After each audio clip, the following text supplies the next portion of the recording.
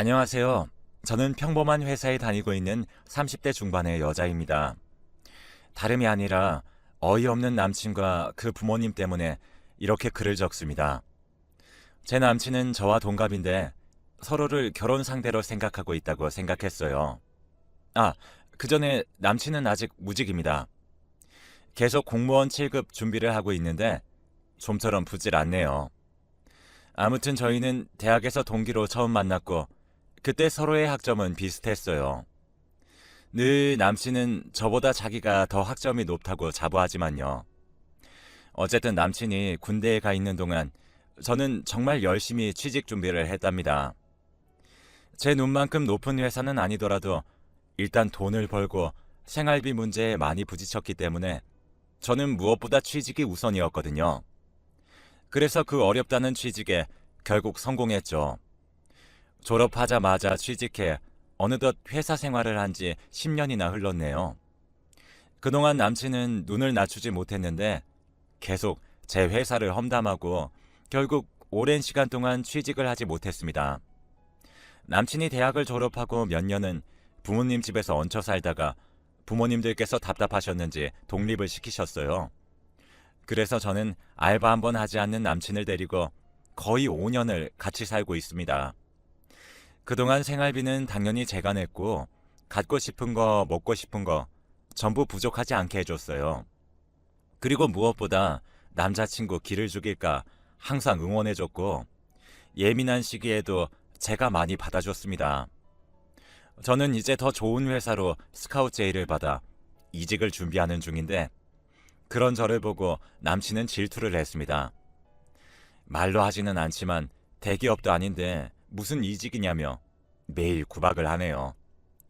어느덧 나이도 30 중반인데 저는 그와 결혼을 생각 중이지만 아무래도 남친은 모아둔 돈이 한 푼도 없으니 결혼은 꿈도 못 꾸죠. 그럼 공부를 열심히 해서 공무원 시험에 붙으면 좋겠지만 매일 핸드폰만 쳐다보고 제게 돈을 받아 PC방을 가거나 그리고 친구들과 술을 마시러 다닙니다. 정말 일주일에 한 번 책상에 엉덩이를 붙일까 말까 해요. 가끔은 제가 엄마도 아닌데 이렇게까지 해야 하나 싶은 생각이 들다가도 오래 만난 정 때문인지 이렇게 저렇게 살고 있네요.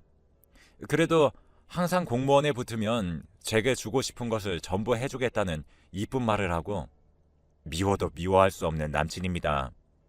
그러다 어느 날부터는 너무너무 예민하게 구는 겁니다. 저는 무슨 일이 있었냐고 물어보기도 하고 시험이 가까워져서 그런가 생각이 들기도 했지만 제가 무슨 감정 쓰레기통이 된 것처럼 저를 무시하더라고요. 저는 회사에서 힘들게 일해서 집에 돌아오면 남자친구한테 청소는 물론 빨래도 바라지 않습니다. 그치만 자기가 먹은 설거지 정도는 할 수 있는 거 아닌가요? 아침 저녁으로 먹은 설거지들이 쌓여있고 집도 엉망진창이에요. 저는 힘들게 집으로 와서 또 한 번 집안일을 하죠. 그리고 밥을 차리고 함께 밥을 먹고 또 제가 설거지를 합니다. 그래요. 그럴 수도 있다고 치고 100번 양보할 수는 있습니다. 그런데 최근에 남자친구가 밖에 나가는 날이 잦아지기 시작했는데 저는 공부해야 될 사람이 매일같이 나가고 제 돈을 받아가고 하는 모습들이 되게 미웠어요. 그래서 나가지 말라고 말해봤지만 저는 되려 욕만 먹었습니다. 계속 돈을 받아가는 횟수와 액수도 점점 늘어났고 저는 이상하다고 생각했어요. 그리고 하다못해 제 명품 가방이나 화장품들도 하나씩 없어지는 걸 느꼈습니다. 저는 남친이 제 물건을 팔아서 놀러 다닌다고 확신을 했고 결국 남친에게 물어보니 모르는 일이라며 모른 척 시치미를 뚝 떼더라고요. 그래서 저는 일을 갈다 점심시간에 한번 집에 몰래 왔던 적이 있었습니다. 그런데 정말 충격적인 모습을 보고 말았어요. 문을 벌컥 열었는데 후다닥 뭔가 화장실로 지나갔고 남자친구가 누워있는 침대를 바라보니까 여자 옷과 남친의 옷들 그리고 이불 속에 있는 남친도 옷을 안 입고 있는 겁니다. 정말 이게 무슨 상황인가 싶어서 벙쪄 있었죠. 어떻게 내 집에서 이런 짓을 할 수 있는지 정말 소름이 돋고 야만적이라고 생각했어요. 오히려 남친은 제게 왜 말도 없이 집에 오냐고 화내고 소리를 질러댔고, 저는 내가 내 집에 마음대로 오지도 못하냐고 같이 화를 낸 후 화장실로 가 문을 두드렸습니다. 남친은 저를 필사적으로 말렸는데 정말 그 모습조차 정떨어지고 싫더라고요. 그 여자는 화장실 문을 잠궈서 끝내 제 발로 나오지 않았고, 저는 남자친구에게 집안의 물건들을 던지면서 당장 내 집에서 나가라고 했습니다. 남자친구는 그제서야 울먹이며 제게 빌더군요. 제가 자기를 무시하는 것 같아서 너무 힘들다 보니 오늘 딱 한 번 실수한 거라고 했습니다. 저는 이 상황들이 너무나 어이없어서 웃겼고, 무릎 꿇고 빌고 있는 남자친구와 또 화장실에서 나오지도 나가지도 못한 채 꼼짝없이 갇혀버린 여자까지 너무 이 상황이 우스꽝스럽더라고요. 저는 그냥 다 필요 없고 그 여자에게도 아무런 책임도 묻지 않을 테니 그냥 옷 챙겨서 나가라고 했습니다. 그저 제 남친이 미친놈이라 일이 이렇게 되었다고, 그러니 여자는 수건으로 몸을 가린 채 쭈뼛쭈뼛 화장실에서 나왔죠. 얼굴을 보니 저보다 한참 어려 보였고 주섬주섬 옷을 챙겨 입고 나가려고 하는데 갑자기 제 명품 가방이랑 화장품을 저 여자가 아무렇지 않게 집어서 가져가는 겁니다. 그래서 저는 너무 놀라서 그거 왜 가져가냐고, 남의 물건 훔치는 거냐면서 들어오라고 했습니다. 그런데 남친이 갑자기 쟤는 아무 잘못이 없다며 자기가 다 변상한다고 하는 게 아니겠어요. 내 돈이나 빌려 쓰고 사는 놈이. 그래서 저는 너 당장 100만 원은 있냐? 100만 원이 뭐냐? 가방하고 화장품 합치면 최소 500이라고 말하니 쥐 죽은 듯 조용하더라고요.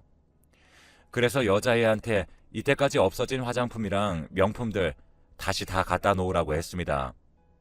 그러니 질질 울면서 죄송하다고 지금 이거 말고는 전부 팔아버렸답니다. 제 남친이 선물로 준 거라 정말로 제 거인 줄 몰랐다네요. 정말 미치고 팔짝 뛸 상황이었어요.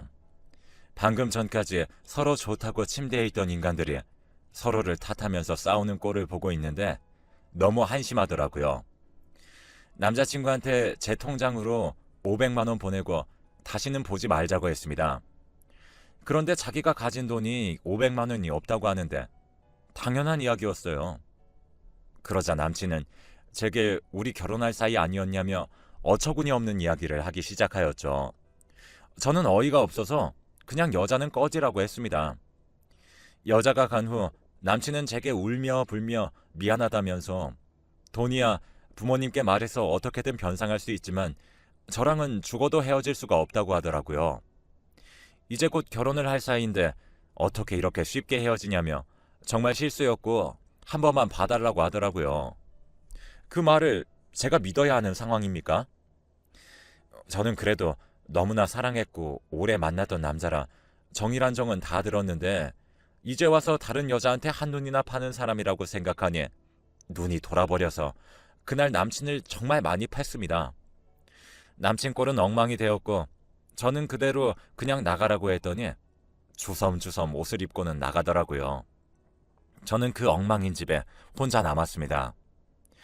내가 이제껏 이런 남자를 사랑했고 이런 광경을 보고도 바로 내치지 못하고 눈물이나 흘리는 제가 너무 한심했습니다. 그렇게 한참이 흘러 밤에 남친 부모님께 연락이 오시더라고요.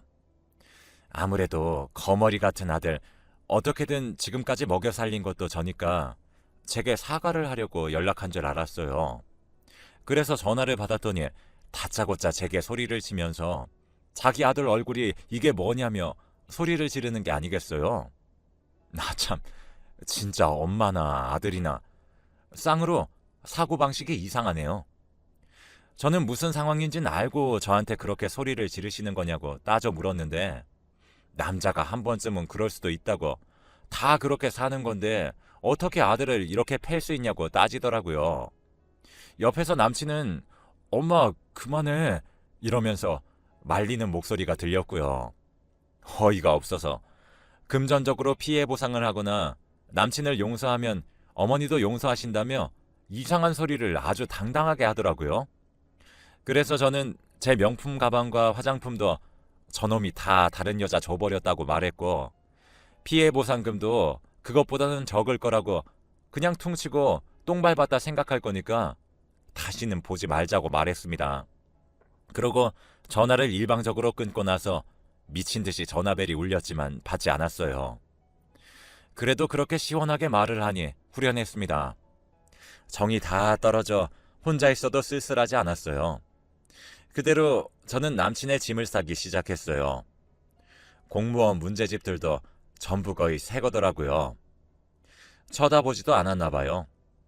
다 제가 사준 것들이지만 꼴도 보기 싫으니 바로 택배로 보낸 후 그날은 후련하게 맥주 한잔하고 잠에 들었네요.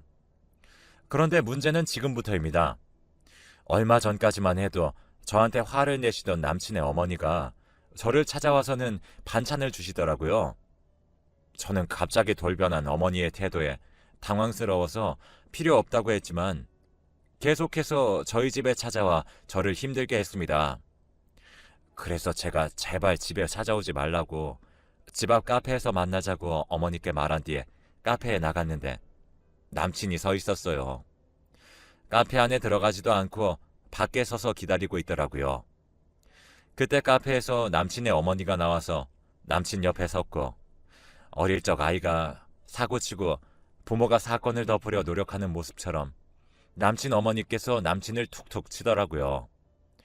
그러더니 입을 떼서 하는 말이 미안해도 아니고 용서해줘도 아니었습니다. 우리 결혼할 거였으니 집은 내가 해올 테니까 우리 처음부터 다시 시작하자. 어이가 너무 없었습니다. 근데 그 꼴이 너무 웃겨서 너 집 없잖아 라고 하니 어머니가 또 한 번 남친을 툭 칩니다. 그러니 남친이 왜? 우리 엄마 집 있잖아. 거기서 엄마가 같이 살게 해준대. 나중에 우리 결혼하면 준대. 그러더라고요. 그래서 그럼 그 집에 우리가 살고 어머니가 밖에 나가서 살면서 고생하시면 좋겠니? 라며 제가 물었습니다. 그러니 어머니가 버럭 화를 내시면서 자기가 나가기는 왜 나가냐며 같이 살 거라는데 정말 엄마랑 아들 둘 다 쌍으로 머리가 어떻게 된 줄 알았습니다. 원래부터 좀 이상하다고 생각은 했지만 이 정도일 줄은 상상도 못했거든요. 결혼 전에 남친이 바람을 펴서 다행이라고 생각했죠. 그래서 저는 너랑 결혼은 꿈에도 없고 제발 찾아오지 말라고 똑똑히 말했습니다. 그러니 어머니가 당연히 참으실 분이 아니죠. 이 정도 했으면 충분히 했지 않냐.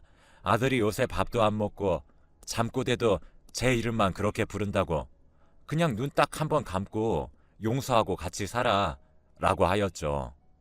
정말 도대체 이 굴레를 어떻게 벗어날 수 있을까요? 그런 거 있잖아요. 말이 안 통해서 계속 같은 이야기만 반복하게 되는 거. 그래서 요새 이직 때문에 피곤하고 이렇게 말장난할 시간도 없다고 얘기한 후 앞으로 집에 찾아오지 말라는 말을 하고는 도망치듯 자리를 떴습니다. 그래요. 저 아니면 누가 남친을 걷어주겠어요.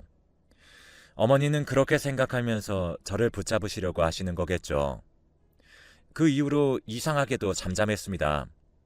저도 그렇게 회사를 이직했고 그 김에 그 찝찝했던 원래 살던 그 집에서도 이사를 했습니다. 남친은 매일 연락이 와서는 어디 있냐고 제게 물었고 저는 답장하지도 않았는데도 정말 끈질겼어요. 그렇게 연락도 점점 뜸해지고 저도 새롭게 인생을 살다가 회사에서 서로 관심을 가지게 된 선배가 생겼고 그렇게 저희 둘의 사이는 점점 발전했습니다. 사귀는 사이는 아니었지만 행복했어요. 이런 게 연애인가 라는 생각이 들기도 했고 저에게 너무나도 잘해주는 선배 덕분에 그 전 남친은 꿈에도 까먹은 채 살고 있었는데 예전에 해외 배송시켰던 물건이 이전 집으로 배달이 됐다는 사실을 알고 선배의 차를 탄 후 예전에 살던 동네로 갔습니다. 그런데 거기서 딱 전 남친과 마주한 게 아니겠어요. 선배와 저는 택배물을 찾고 제가 알고 있는 근처 맛집으로 갔는데 어떻게 저희를 봤는지 저를 딱 보고는 전 남친은 바로 가게로 들어왔습니다. 그러고는 선배 멱살을 잡고는 이 새끼 누구냐며 욕이란 욕을 해대길래 저는 말리다 바닥으로 고꾸라졌네요. 선배는 전 남친을 뿌리치고는 저를 부축했습니다. 전 남친은 혼자 분에 못 이겨 어딜 손대냐며 씩씩거렸고 이 나이에 이런 일이 생긴 게 너무 부끄럽고 한심했고 그 뒤로 전 남친은 네가 날 버리니까 일단 삼류랑 만나고 있지 라고 소리를 지르더라고요. 그렇게 손님들과 사장님 모두 저희를 말렸고 선배에게 이런 모습을 보인 게 너무 창피했습니다. 그리고 이런 놈을 뭐가 좋다고 만난 제가 너무 미웠고 선배의 차에 타고 집에 데려다 주는 길에 선배가 무슨 일이냐 묻자 저는 예전에 있었던 일들을 얘기했습니다. 분명 전 남친에게 미련이 남은 것은 아니었는데 눈물을 흘리면서 말하니 선배는 저를 살며시 안아주고 앞으로는 그런 일 생기지 않게 해주겠다고 제게 사귀자고 고백을 했습니다. 정말 믿을 수가 없었어요. 이런 제 모습을 보고도 제게 고백을 하는 선배에게 한 번 더 감동받았습니다. 저는 그렇게 집에 도착했고 선배도 저를 태워다 주고는 집으로 갔습니다. 정말 오늘 식당에 있었던 일은 생각도 나지 않고 심장이 두근거리기만 했네요. 그런데 그때 누가 저희 집 초인종을 누르는 겁니다. 저는 혹시나 선배가 제게 할 말이 남았는 줄 알고 문을 살며시 열었습니다. 그런데 전 남친이 문 앞에 서 있었고 제가 소리를 지를 새도 없이 전 남친은 저를 밀치고 집 안으로 밀고 들어왔어요. 저는 나가라고 경찰에 신고하겠다고 말했고 전 남친은 바로 무릎을 꿇고는 자기가 정말 잘못했다며 정말 많이 뉘우쳤고 다시는 저에게 무례하게 굴지 않겠다고 용서를 빌더라고요. 시간이 지나서 그런지 그 모습이 괜히 측은해 보이더라고요. 자기는 정말로 제가 없으면 안 된다며 정말 힘들어서 죽어버릴 것 같다고 울었습니다. 그때 이상하게도 선배 생각이 나지 않고 전 남친이 너무 불쌍해 보이는 거예요. 정말로 그날 하루의 실수였을까 생각이 들며 저도 너무 속상해서 소리내며 엉엉 울었습니다. 그렇다고 해서 전 남친을 받아준 건 아니었습니다. 일단 달래서 집으로 보냈고 이런 마음으로 선배와 만남을 이어가는 것은 아니라고 생각이 들어 선배에게 미안하지만 만나지 못할 것 같다고 말했죠. 저도 이제 정말 결혼할 나이라 이런 시기를 보내는 게 말도 안 됐지만 제게 확신이 없어서 그렇게 할 수밖에 없었어요. 그리고 다음날 전 남친과 감정적이지 않은 상태로 다시 한번 이야기를 해야 될 것 같아서 독서실 근처의 카페에서 기다리고 있었습니다. 그런데 제 자취방에서 본 여자애와 손을 잡고 걸어 나오더라고요. 그걸 보고 이놈은 진짜 미친놈이구나 라고 생각하며 이런 놈을 용서해볼까 생각한 제 자신이 너무 한심하더라고요. 저는 바로 나와 제 집으로 향했고 그날 저녁 전 남친은 다시 저희 집 앞으로 찾아오길래 저는 전에 그 여자애와 그런 사이인 거 다 봤으니까 이제 제발 매달리지 말고 너 하고 싶은 대로 살라고 소리쳤습니다. 분명 저를 찾아가라 시킨 것도 어머니가 시킨 짓일 테니까요. 전 남친은 처음에는 아니라고 하더니 자기는 직업도 없고 돈도 없는데 점점 능력이 있어지고 돈 있는 제가 부러웠다네요. 그리고 자기와 비슷하지만 자기를 인정해주는 그 어린 여자애가 좋았다고 합니다. 저는 전 남친에게 다시는 나 찾아오지도 말고 마음에도 없는 소리 하러 어머니 등 떠밀려서 오지도 말라고 단호하게 말했습니다. 그렇게 전 남친을 보내고 나서 저는 혼자 남아 곰곰이 생각해 보았는데 저런 놈도 제가 싫어서 떠나는데 저를 만나줄 사람이 있을지 결혼할 시기는 점점 멀어지는데 저는 이 정도 여자인 것 같아서 엉엉 울었네요. 혼자서 엄청나게 울고 있는데 같은 동네에 살던 선배가 우연히 저희 집으로 온 겁니다. 저는 깜짝 놀라 울음을 그쳤고 무슨 일이 있었냐고 따뜻하게 물어주는 선배에게 너무 미안하고 제 스스로가 바보 같다고 생각했어요. 저는 제가 했던 생각들을 이야기했습니다. 선배는 조용히 듣고 있다가 그럼 너 지금 만나는 사람 없는 거네? 그럼 내가 옆에 있을게. 딱 이렇게만 말해주었어요. 이렇게 바보 같은 짓이나 하는 저를 좋아해 주다니 믿을 수가 없었습니다. 다들 읽으며 눈치채셨겠지만 저는 현재 이 선배와 결혼해서 잘 살고 있습니다. 이 선배를 만나기까지 우여곡절이 많았지만 이렇게 좋은 남자를 만나기 위해 지금까지 고생한 것 같네요. 지금 저는 정말 행복하답니다. 전 남친은 어떻게 사는지 모르겠지만 가끔 새벽에 보고 싶다는 문자가 오는데 선배는 그 문자를 보고는 혼줄 내준다고 하지만 저는 그냥 차단하고 무시하기로 했어요. 허튼 짓 할 수 없을 정도로 지금 남편이랑 항상 붙어 있으니 안전하답니다. 긴 글 읽어주셔서 감사하고 저처럼 고난 뒤에